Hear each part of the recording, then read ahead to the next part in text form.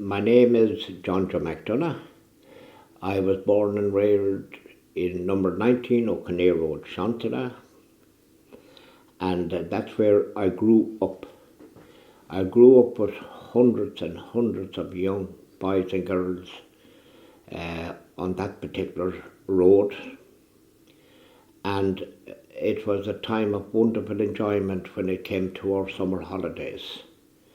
We didn't have any pitches or playgrounds or clubs. All we had was the street. And on that street in the months of July and August, you could have hundreds and hundreds of young boys and girls of all ages, all making their own games. I'm not going to describe them. People will probably know what I'm talking about. And, when I was asked to do this program, thinking it was now 70 years in being, as one might say, from the time I think it was 1940 to 2013, and meeting so many different people at the different venues, people I hadn't seen for 30, 40 years. And then the gala dinner in the Westwood was absolutely fantastic.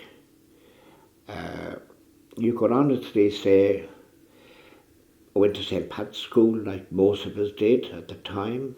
There could have been 1,100 in the schoolyard at playtime. Just can you imagine that? And then we went, a lot of us would have gone to the technical school upon the Griffin Road, and there I met my first art teacher, John Mulhern. He was a Belfast man, and he gave and showed me a great interest in art. And on top of that was the metalwork teacher, as we called him, covered basic all engineering, and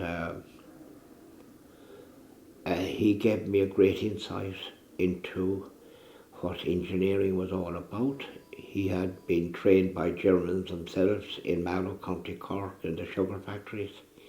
So he had a lot of German technology, and he transferred to quite a few of us. And by the time I was 17, I had done my exam in engineering, and without I knowing it, I got first place in Ireland to represent Ireland. That time it was held in Dublin in Bolton Street.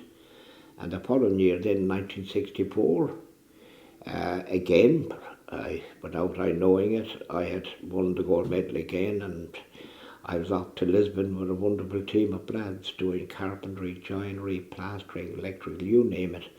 It was the world trades, and that was a brilliant. And at that stage, I was then employed by the German company called Steinbach. They were in Mirrabue, old Mirrabue, and they made pallet trucks and forklifts.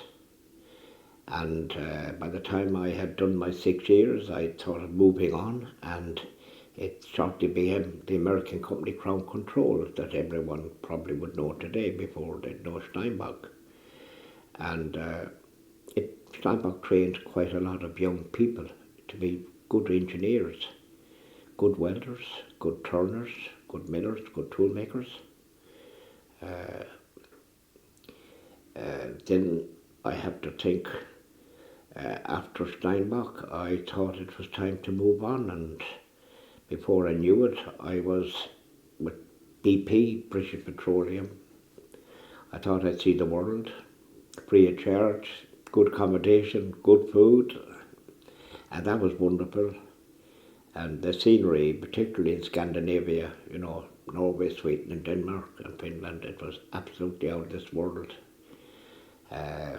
Again, I spent quite a lot of time in Bavaria, a little village called Moosburg outside Munich, and that in its own right was fabulous as well.